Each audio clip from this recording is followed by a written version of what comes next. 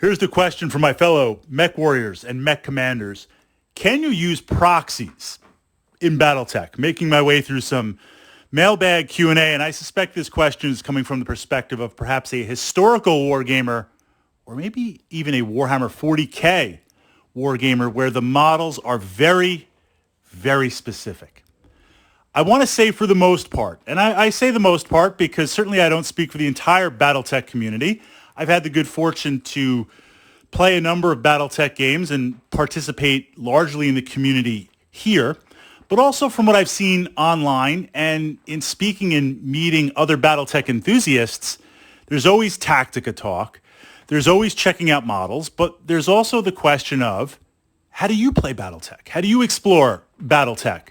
What are some of the missions that you run or some of the scenarios that you like to play? And I want to say for the most part, mechs are pretty much one for one, meaning if I put down a Marauder, it's a Marauder. I'm not going to put down a Marauder and say it's for this game a Rifleman or for this game it's an Atlas. Now, the actual configuration of the model, that doesn't have to be WYSIWYG. What you see is what you get. So if I'm playing a Marauder, that's a variant.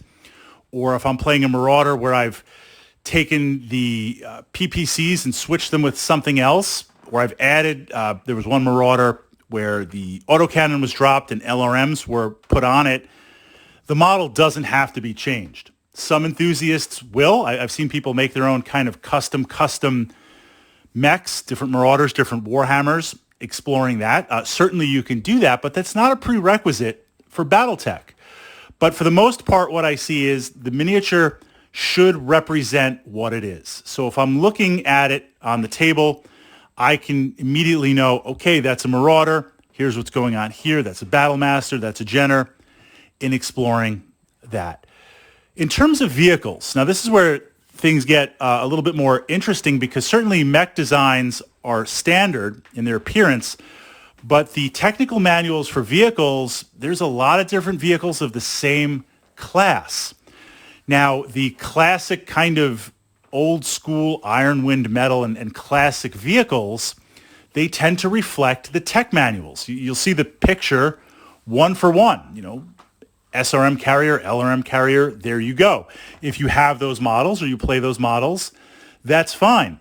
But as Battletech is continuing to evolve with 3D printing and a number of really amazing companies supporting the miniature range with vehicles, infantry, tanks, and air support, you'll see some that look a little bit different, but at the same time, you know what they are. So it's got a massive dual SRM racks on top. You know it's a short-range missile carrier. It's got a huge type of cannons, 2 cannons. You know it's a demolisher tank. Playing those type of proxies, they're not really proxies, actually. They're different configurations or appearances. And again, I think those are absolutely fine to do as long as it's consistent. So if I have 4 of the same tank, and I'm going to say, well, these 2 are demolishers and these 2 are actually bulldogs. I know they look exactly the same. That could get a little confusing, especially if it's a bigger battle value game. Now, you could mark them with a token. You could say something. I'm not going to say it's impossible, but for the most part, the Battletech community is very open, is very forgiving, and does not strictly enforce absolutely what you see is what you get, or utilizing certain units perhaps intended for others. You kind of see, you kind of go, I believe as long as it's close, as long as it's transparent, and as long as you're not trying to deliberately hide anything or mix stuff in there, then that is absolutely fine. And what we see on the mech side, but also especially on the vehicle side, again, with 3D printing and various companies producing these, there are multiple vehicles that you could kind of play multiple configurations and multiple ways. And what's to say that it's not available for those configurations? And then finally, just to kind of frame it with that capstone, custom printed mechs. We're seeing this more and more. 3D printed, self-designed mechs, which are perfectly legal and absolutely open into the game. There are so many mechs that are rediscovered, being created.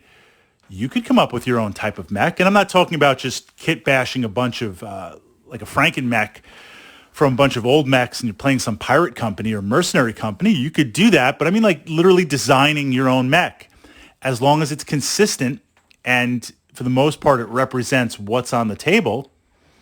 Absolutely. You know, that's a possibility too. So I wouldn't get so worked into the game. It's not like I'm playing historicals, and if I put down a Panzer III tank and I say, actually, this is a Tiger tank, that's a little bit misleading, right? Besides the fact that there's the visuals of the game, we're playing narrative. What if I do have a Tiger tank? What's kind of how things are operating? Although I guess you could if I'm putting down two and I say they're this type of tank configuration.